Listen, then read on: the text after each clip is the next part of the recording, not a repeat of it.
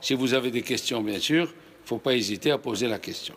Alors, on a une halakha qui s'appelle Kebolo Kach Polto.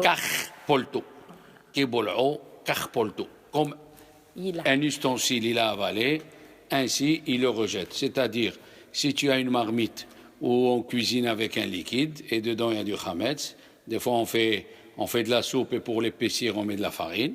Donc pour cachériser cette marmite, aussi il faut un liquide, d'accord? C'est-à-dire il faut faire bouillir de l'eau. Il faut laisser 24 heures, laver et la mettre dans une plus grande marmite. Attention, on va parler après.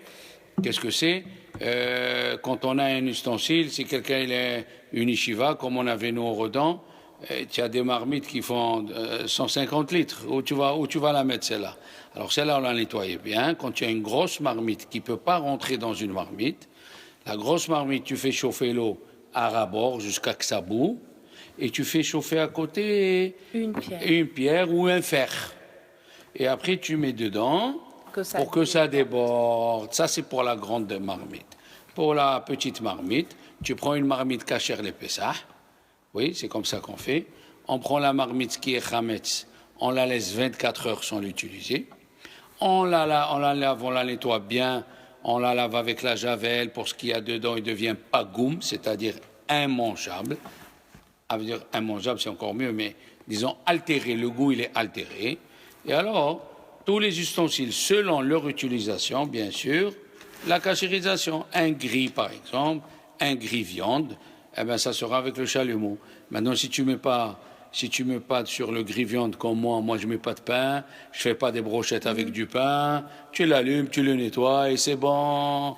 Mais moi je te parle quand tu fais par exemple des shish kebab et dedans tu as mis de la mie de pain et là tu as cachérisé et là tu as plutôt grillé dessus, donc il n'y a pas de liquide, il faut le chalumeau. Et si le chalumeau il va massacrer le gris, donc il faut acheter un autre gris.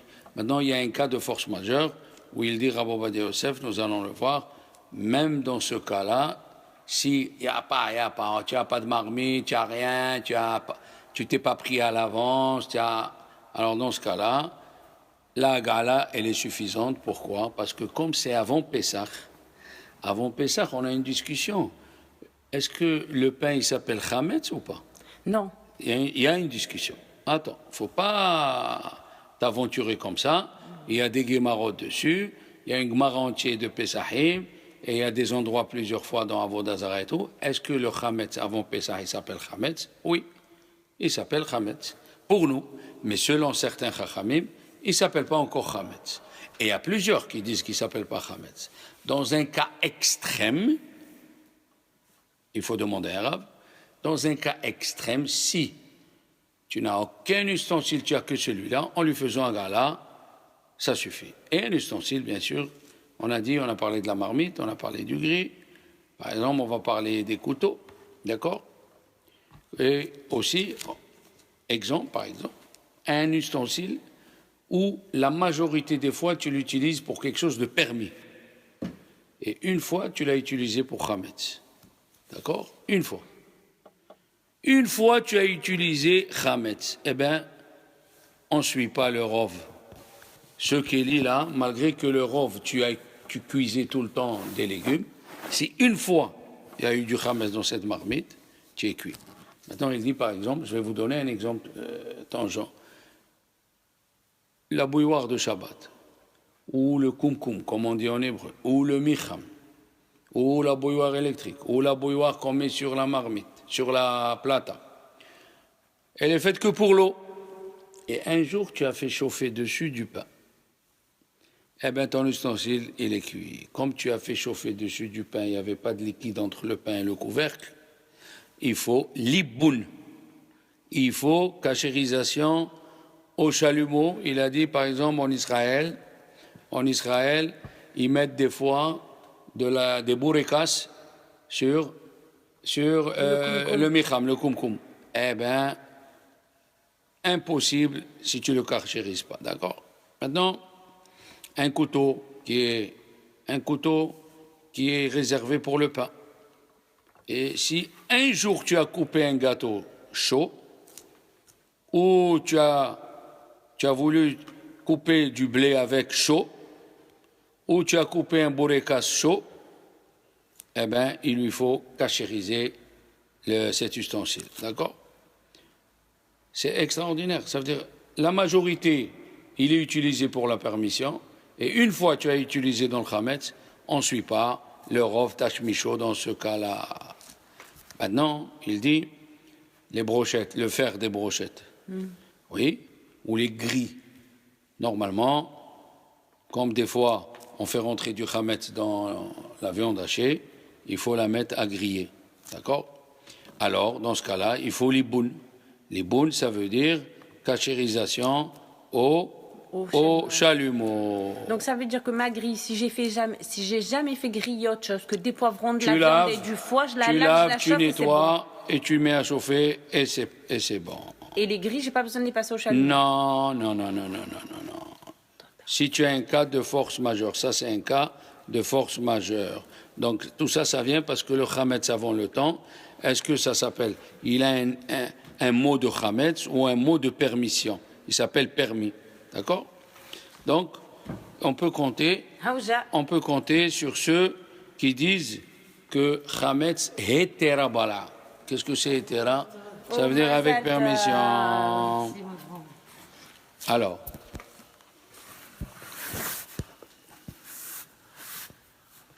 Allez, la suite. Alors, il a dit les plaques qu'on met dans le four. Alors, cela, absolument, il faut l'iboun.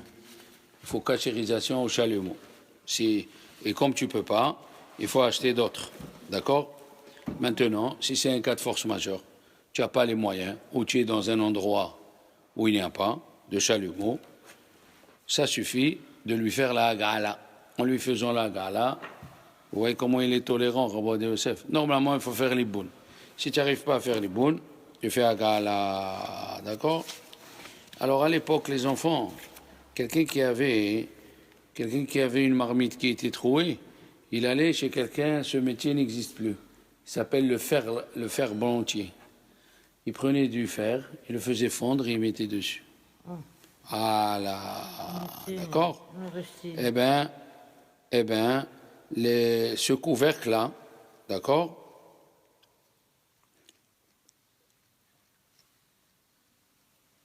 Même si tu lui as fait agala, même si tu lui as fait l'iboun avec le chalumeau dans ce petit coin, il faut faire agala.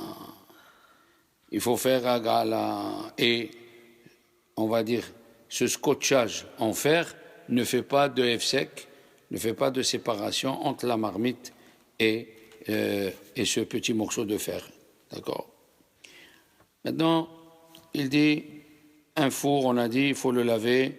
Il faut le laver avec des produits comme Javel, il faut mettre des capes-fours, tout ce que tu peux rendre impropre à la consommation, tu le rends impropre le Khametz.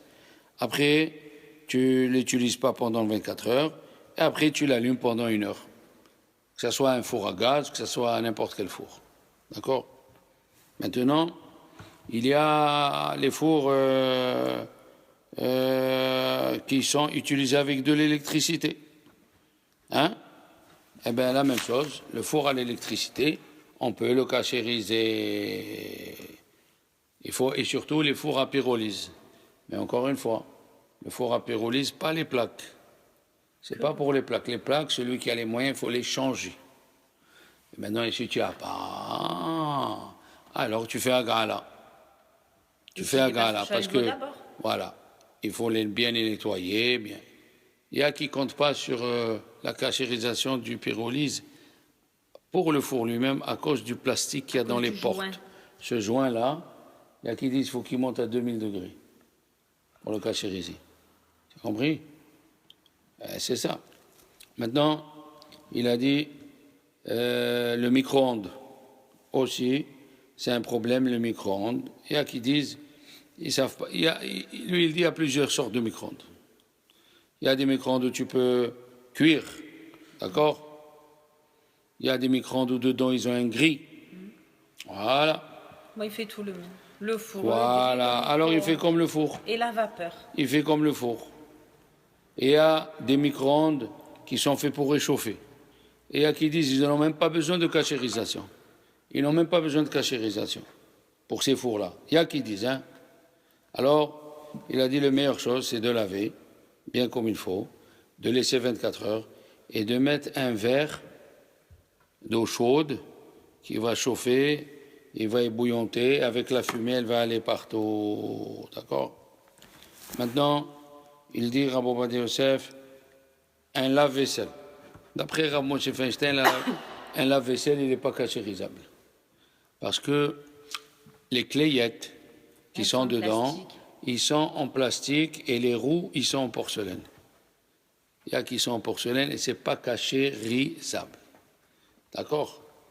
Et alors, lui, d'après lui, ça ne marche pas.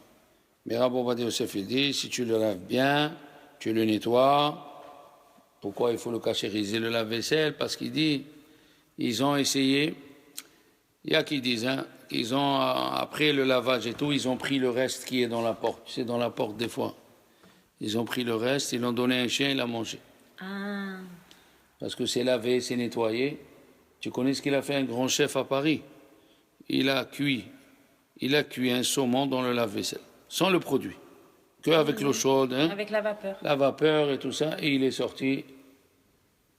Bon, d'après la halakha, quand on met un produit qui est immangeable, quand on met un produit immangeable, ça y est, il devient immangeable.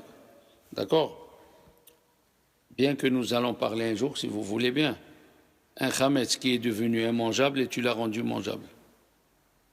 Est-ce qu'à Pessah, il est assour ou moutard? Tu as vu cette question? Un chametz qui est immangeable. Tu l'as rendu immangeable. Et après, avec des manipulations chimiques, est devenu mangeable. Sachez que ce produit-là, en Israël, il est beaucoup utilisé, il s'appelle l'acide citrique. L'acide citrique, il est fait à partir de blé fermenté, mais on met des produits qui deviennent mangeables, et après de ça, on le filtre et il devient mangeable. Et on le met dans les... C'est un conservateur. On le met dans les boissons light, pour ceux qui ont le sucre, ceux qui sont doux. Eh bien, Rabbi Ovadia Yosef, il permet. Mais sachez qu'il y a qui disent, tu ne peux pas rendre impropre un chametz pour le rendre propre. Il y a qui disent que c'est assour. Par exemple, je vous donne un autre exemple intéressant. Qu'est-ce que tu dirais si tu me prends du lait, 1 litre de lait, et tu le mets dans 60 litres d'eau? Il est annulé. On parle du lait et de l'eau. Il y a un problème là-dedans. Le lait et l'eau, il y a un problème. Non. Maintenant, toi, tu veux prendre cette eau, tu veux cuisiner de la viande dedans. Là. Ah, elle est bonne cette question. Non, c'est pas possible. Pourquoi c'est impossible? Il est annulé, l'eau. Oui, mais c'est... L'eau, le lait est annulé dans l'eau. Il y a 60 litres. Alors, qu'est-ce que tu veux? Oui, mais Bassar Vechalav, il n'y a pas... Quoi Bassar Vechalav? Je te répète la question. Je prends 1 litre de lait. Oui, je le mets dans 60 litres d'eau. Qu'est-ce qui reste? Ouais, il est annulé.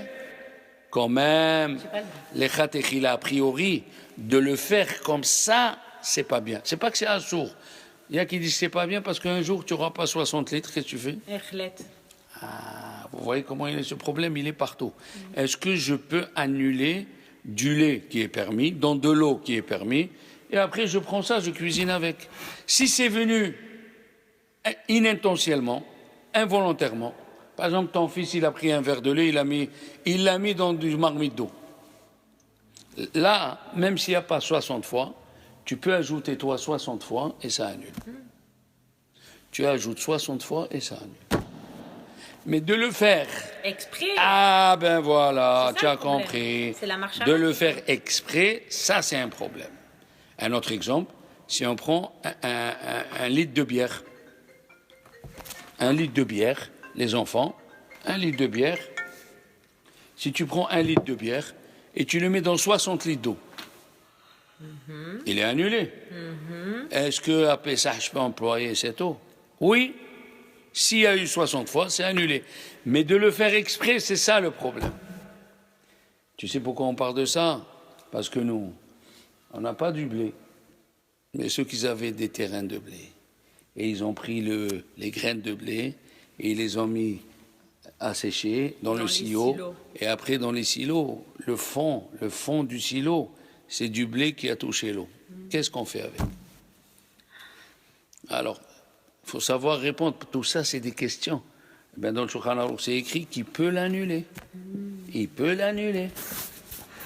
Parce que la différence entre matzah shmura et matzah qui n'est pas shmura. La différence, c'est que la matzah shmura, depuis la cueillette, on cueille et on prend le blé, depuis la cueillette, on prend le blé, on le cueille et on le met on le garde, oui, ça c'est matzah shmura.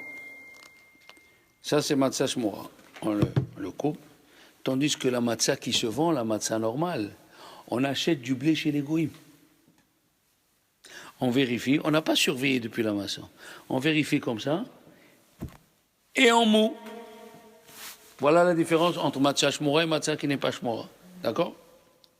Alors, donc, ça aussi, il faut faire attention. Il dit par exemple, qu'est-ce qu'on a dit? Une marmite, on a besoin de la cachériser.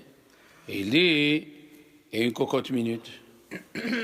Même le caoutchouc, il faut le cachériser après qu'on l'ait nettoyé. Et ça ne suffit pas de verser de l'eau chaude dessus. Ils ont dit c'est mieux de le changer. C'est mieux. Tout ce que tu peux faire pour améliorer le Pessah, tu peux le faire. Par exemple, je vais vous amener des exemples pour vous dire comment le Shulchan Aruch, il a eu peur de Pessah. Comment? Il dit le Shulchan Aruch, faut pas se moquer des gens, des femmes qui grattent les murs avant Pessah pour nettoyer. Pourquoi, Esther?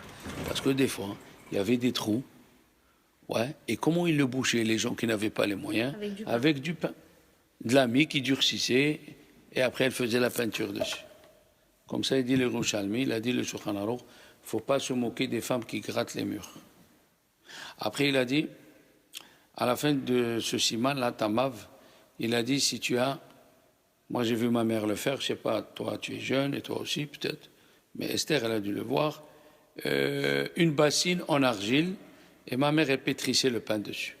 Et comme c'était une marmite en argile, il y avait des fentes dans la marmite en argile, et la pâte est restée dedans. Il dit, Shulchan Aruch, ne compte pas sur ceux qui te disent que on a cachérisé l'ustensile. C'est impossible qu'il ne reste pas un petit peu. Et la cachérisation, normalement, elle est valable dans tout. Il te dit, à cause du Hametz, ne le fais pas. Prenons une autre halakha où le Shulchan Aruch, il a dit qu'il faut être sévère. Prenons une autre halakha que dans les autres halakhot, il n'est pas sévère. Par exemple, tu prends l'eau chaude que tu as mis sur la plata. Tu as une plata, tu mets la bouilloire, d'accord? Et après tu verses dans un ustensile. Comment il s'appelle cet ustensile? Keli Sheni. Le premier qui est dans la plata s'appelle Keli Rishon, le deuxième s'appelle Keli Sheni. Jusqu'ici c'est bon. Maintenant Keli Sheni, tu as mis une pomme de terre. Elle ne cuit pas. Keli Sheni non mevachel. Voilà. Alors, par exemple, tu as pris un bol de lait, tu as fait chauffer de lait, tu l'as mis dans un bol. Ce bol, il s'appelle Keli Sheni. Sans faire attention, tu as pris une cuillère de viande et tu as remué le lait. Le lait, il est permis et la cuillère, elle est permis. Parce que c'est Keli Sheni. Keli Sheni et non mevachel. Vient le Shulchan Aruch, il dit dans le Siman Tana, Keli Sheni, à Pessah, il faut le cachériser. Et comment ça? Le grand devine a dit, bien que toute l'année on dit que Keli Sheni n'avale pas, oui, ni rejette pas, Hametz Bepessah, on a peur. La même chose, il dit le Shulchan Aruch à la fin du siman, tous les ustensiles qui ont touché le pain, il ne faut pas compter sur la cachérisation à cause que Hametz Bepessah. Donc, tout ce que tu peux, comme tu me dis, changer le caoutchouc de la cocotte minute, tout ce que tu peux améliorer, Hazak ou Baor. D'accord? La même chose, il dit, les couvercles, les onces des marmites, il faut faire la cachérisation. D'accord? Il a dit, il y a des ustensiles en aluminium. Et au fond des ustensiles, il y a des fois des points noirs. Et tu grattes, quand même, d'accord? Tu peux faire la cachérisation. Tu nettoies et tu grattes ce que tu peux. Le reste, ça marche la gala, d'accord? Et la même chose, ces ustensiles-là, il faut enlever la rouille. Il y a des fois des marmites, de temps en temps, tu les emploies. D'accord? Il faut enlever la rouille. Avant la cachérisation, il faut enlever la rouille. Maintenant, il dit Medoucha. Medoucha, c'est là où on écrase les épices. Le mortier. Exactement. Soit qu'elle soit en pierre, soit qu'elle soit en fer, elle est permise en faisant la gala après que tu l'as bien nettoyée. D'accord? Mais tout ça, si tu l'as utilisé avec des épices qui sont piquants. Par exemple, tu as mis le piment piquant, tu as mis la noix muscade, des choses comme ça. Mais si tu l'as utilisé avec des choses qui ne sont pas piquantes, juste la laver, ça suffit. Les couteaux de cuisine, ouais, tu chauffes de l'eau et tu peux enlever l'eau, tu peux enlever la marmite du feu et mettre dedans les couteaux. Mais il est une pièce ou les 2 pièces? Même 2 pièces. Lui, il dit même 2 pièces. Il faut le nettoyer comme il faut et tu mets la javel. Mais bien sûr, comme elle dit la Guémara dans Pesachim, celui qui peut acheter des nouveaux couteaux, qui les achète. Maintenant, le trépied qui est sur la gazinière. Oui. Ce trépied-là, il ne rentre pas en contact avec le manger. Hein? Et s'il descend le manger dessus, il se brûle. Alors, il a dit, ce trépied-là, il y a qui disent qu'il faut lui faire agala, liboun. Il y a qui disent qu'il faut lui faire liboun. D'accord? Alors, lui, il dit, agala, ça suffit. Et si tu as versé de l'eau chaude dessus, ça suffit. La même chose, une gazinière, tu verses l'eau chaude dessus, ça suffit. D'accord? La plata, il a dit, si tu verses l'eau chaude dessus, tu la rends cachère. Bon, moi, j'ai 2 platotes. Comme j'ai 2 vaisselles, alors j'ai 2 platas pour sortir du problème. Hein? Mais celui qui n'a pas 2 platotes, au début du mariage, moi, j'avais pas de platote, j'avais une seule plata. Mon mari, il la démonte entièrement, il la nettoie voilà. entièrement. Et sur voilà, l'eau chaude. Les mailles, l'eau chaude. Et je mets un alu épais dessus. Alu, c'est ce qu'on fait. Voilà, l'eau chaude et l'alu.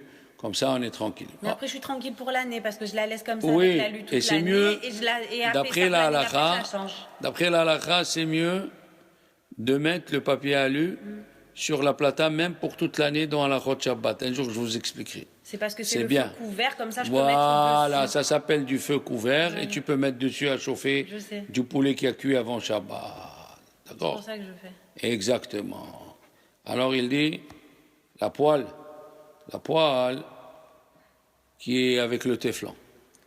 C'est ce produit-là qui a, pour que le manger ne colle pas, elle est incachérisable. Une poêle au téflon, elle n'est pas cachérisable parce que le téflon, pour qu'il chauffe et il commence à se cachériser, il faut 2000 degrés. Il faut 2000 degrés. Il n'y a pas 2000 degrés. 2000 degrés, ils font. Il n'y a pas. Voilà. Voilà.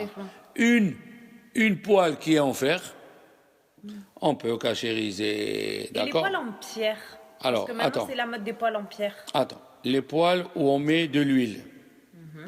Ah, ceux-là, ça suffit de faire agala. Par exemple, tu as une poêle, mais tu frites toujours avec de l'huile. Et tu veux la faire de lait à la viande ou de la viande au lait, on a le droit, nous les Sfarad. Les Ashkénazes, ils ne peuvent pas cachériser une poêle du lait à la viande ou de la viande au lait. Ils ne font pas ça. Une poêle de lait, elle reste tout le temps au lait, et une poêle de viande, elle reste tout le temps pour la viande. D'accord? Mais ça, je parle pour une poêle que tu as cuit dedans le lait, et après tu veux faire la viande. Tu fais agala. Mais attention, une poêle qu'un voisin t'a donnée, elle est neuve. Il a cuit une fois du cochon. Ça suffit pas, agala. Tout ce qu'on a dit, nous, que agala, ça marche, parce que tu as fait un produit permis. Le lait, il est permis. La viande, elle est permise. Donc, entre les deux, tu peux. Mais celui d'un goy où il a cuit dedans du cochon, tu peux pas. D'accord? Maintenant, si tu as une poêle comme aujourd'hui, où tu cuis pas du tout de l'huile dedans. Quand tu frites pour pas avoir de la graisse et tout ça, tu peux pas, d'accord? Maintenant, il a dit, si tu as un ustensile, comme on avait avant, j'ai oublié le mot, il est rectangulaire, on mettait le cake. Il est en fer. Le moule à cake? Le moule à cake, non, le moule à pain ou le moule à cake. Lui, il faut le faire liboun. D'accord? Liboun. Et khatechila. Parce que le chametz, il va directement. Et sachez qu'après avoir fait la gala, il faut de suite mettre dans l'eau froide. Vous savez pourquoi? C'est de la technique. Quand tu chauffes une marmite, les pores ils s'ouvrent. Et quand tu mets dans l'eau froide, et il se refait. Tu as compris? Voilà. Maintenant, les assiettes en verre, ou les verres en verre, ceux-là, ils n'ont pas besoin de cachérisation. Nous, on dit, les séfarades, que les verres, tu les rinces à l'eau froide et c'est bon. Les Ashkénazes, ils disent non. Et il y a des séfarades qui ont voulu dire que le Pyrex et le Duralex, ça suffit pas à la cachérisation, mais c'est faux. Ça suffit. D'accord? Mais nous, on dit, si tu as des assiettes en fer, tu peux verser l'eau chaude dessus et c'est bon. Kiarot, c'est le matechet. La même chose, les enfants. Si on a, comment on appelle ça, des plateaux en fer, les torpilleurs, ils disent. Tu sais ce que c'est les plateaux où tu sers le manger? Tu verses dessus l'eau chaude, ça suffit. Même de l'eau chaude de Kelly Chéni. Celui qui a un dentier. Un dentier, il faut le laver et c'est tout. Pourquoi? Parce que on ne fait pas rentrer dans la bouche un chametz à 32 degrés, à 38 degrés plutôt. 38 degrés, c'est le commencement où les ustensiles, il avalent. D'accord? Alors, les ustensiles en or, les ustensiles en argent, tout ustensile que tu as utilisé à froid, comme des fers, comme des verres qui sont en fer ou qui sont en porcelaine, eh bien, juste, tu mets dessus, tu les laves et tu les rinces et c'est bon. Et si dans les 24 heures tu as utilisé à chaud, ça veut dire, c'est-à-dire juste avant Pessah, là, il faut mettre aussi du chaud. On a dit, un frigidaire, ça suffit juste de le nettoyer à froid. Il faut faire attention au plastique, au caoutchouc qui entoure les portes. Moi, je prenais le tournevis et je massacrais le caoutchouc. Il faut entourer le tournevis avec du coton ou un tissu. Ou la brosse à dents. Voilà. Alors, un ustensile en argile, impossible de le cachériser. La Torah, elle a dit clairement, un ustensile en argile, ce qu'il avale, il ne le redonne plus. Ce qu'il avale, il ne le redonne plus. Donc, ce n'est pas possible de le cachériser. Par contre, si tu as un ustensile en argile où tu as utilisé que à froid, jamais à chaud, alors tu changes l'eau 3 fois 24 heures. Et c'est cachérisable. La kessra du pain. Oui. Ah non, mais moi j'ai fait le couscous dedans. Mais une kessra du pain. Alors. D'accord? Eh bien, comme elle est pleine, c'est plein de trous, c'est plein de machins, il dit le Shulchan Aruch. Le Shulchan Aruch lui-même, il le dit. Il ne faut pas compter sur la cachérisation. Voilà. D'accord? Je fais le couscous chaud dedans, donc je ne peux même pas répondre. Voilà. Il a dit, il y a qui ont voulu dire, et ça c'est faux, il y a qui ont voulu dire un ustensile qu'on a utilisé du chametz en argile. Et on l'a laissé 12 mois. Ah, quand on l'a laissé 1 an et 1 jour 12 mois, oui, on peut l'utiliser. Mais c'est faux. C'est pas vrai. C'est faux. Ça, c'est que pour Yahin Nesser, le vin Nesser. Si ton copain t'a donné une belle cruche, hein, tu la laisses 1 an. Après 1 an, tu peux l'utiliser sans cachériser. que dans Yahin Neser à froid. D'accord? Alors, la porcelaine, elle a la même halakha que les ustensiles en argile. On ne peut pas cachériser. D'accord? La porcelaine, on ne peut pas cachériser. Surtout, d'accord? Assourim, impossible. Et comme le... Maintenant, l'évier, en son temps, il y a 15 ans en arrière, 20 ans, il y a eu une mahloquette entre les Ashkénazes et les Séfarades. Les Séfarades ont dit qu'un évier, même s'il est en porcelaine, on peut le cachériser. Pour la simple raison, on ne met jamais de l'eau chaude à un point qu'on ne peut pas mettre la main. On met toujours de l'eau chaude, mais il est contrôlé. Et une eau chaude que tu peux mettre la main qui est contrôlée, il ne fait pas pénétrer le chametz ni à droite ni à gauche. Les Ashkénazes, ils conchérisent, ils mettent le javel et après ils tapissent l'évier avec du papier à l'eau. C'est Ashkénaz. C'est bien. Ça veut dire que c'est quelqu'un qui a peur du chametz. Ok. Voilà, ben ça suffit, il dit ça suffit. Voilà. Alors il a dit un ustensile en bois, un ustensile en pierre, un ustensile en ivoire. Tout cela, ils ont indigne des ustensiles en fer et on peut les cachériser juste en versant dessus l'eau chaude. La même chose, on a une discussion avec les Ashkénazes. Le Dayan Weiss dit que les kélis en plastique, les ustensiles en plastique, on ne peut pas le cachériser. Et nous, on dit oui. On dit oui, le plastique, comme il a avalé, il a retiré. D'accord? Comme ça. Maintenant, il a dit des ustensiles en émail. Le zinc. Eh bien, nous aussi, on peut le cachériser. C'est bien de le cachériser 3 fois. D'accord? 3 fois. Alors, il a dit les tables. Ah, la table. La table, il a dit, c'est pour ça qu'on met une nappe d'abord. Une table chez nous, toujours il faut qu'il y ait une nappe sur une table pour cacher la bracha. Ça, c'est 1. Et 2, à cause de Pessah. Si tu montes sur une table directement, quand il va arriver Pessah, c'est un problème. Il faut verser l'eau chaude. Et tu ne veux pas esquinter ta table. Qu'est-ce qu'ils font les Ashkénazes?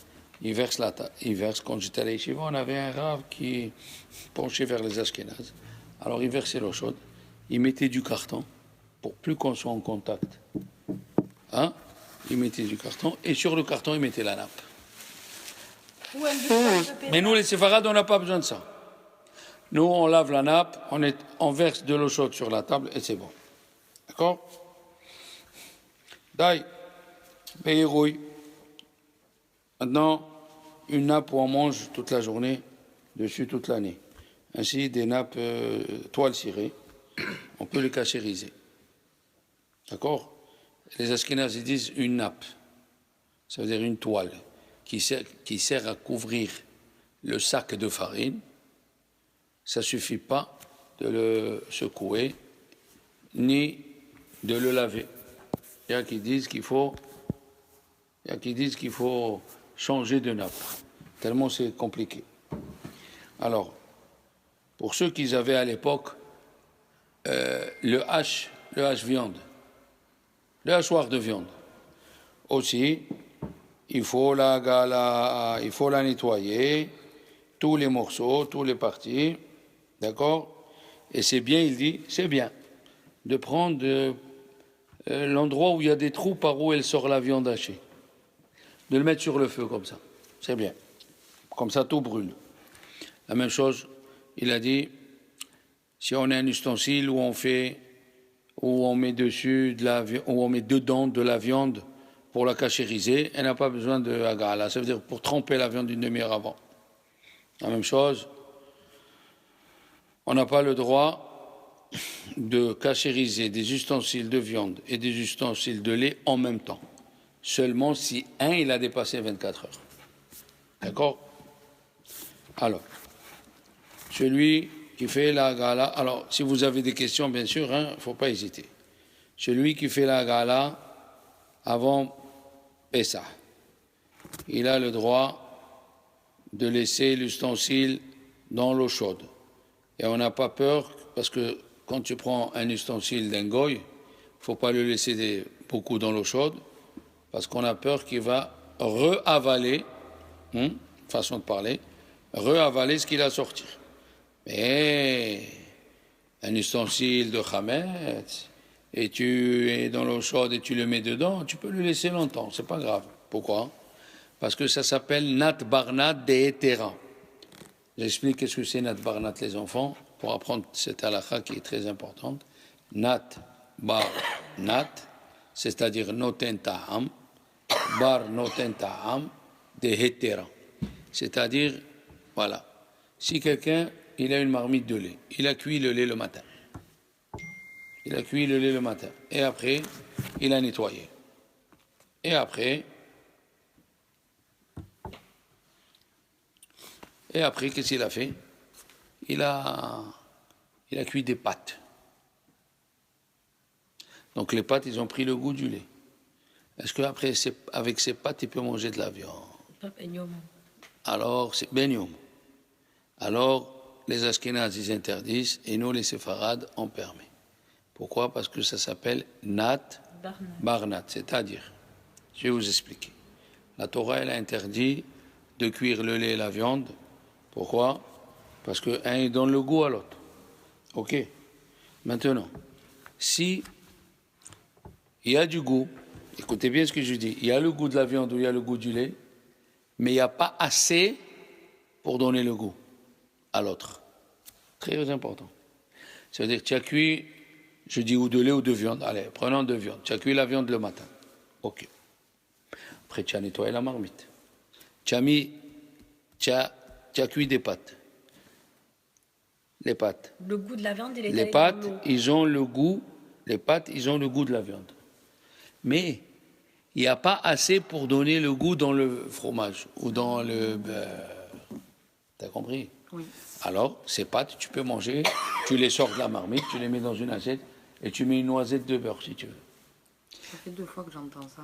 Ça veut dire, la viande a donné le goût à la marmite. Ça, c'est ça, nat, le premier nat. Après, la marmite a donné le goût aux pâtes, le deuxième nat. Et toujours, c'est héter, c'est un produit moutard. Mais il n'y a pas assez pour donner du goût au fromage ou à la viande. Eh bien, les enfants, écoutez bien ce que je vais vous dire. Aussi, dans Pessah, on a Nat Barnat. Exemple. Avant Pessah, tu as pris une marmite de Hametz. Tu l'as nettoyée. Et tu as cuit de la confiture. Cette confiture, tu peux la manger à Pessah. Pourquoi? Parce que le pain, il a donné à la marmite, et la marmite a donné à la confiture, et il n'y a pas assez de goût pour qu'il s'appelle Hametz. Tu as compris le filtre? C'est ce qu'on appelle Nat Bar Nat. D'accord? Voilà les amis pour aujourd'hui. Alors celui-là, il demande.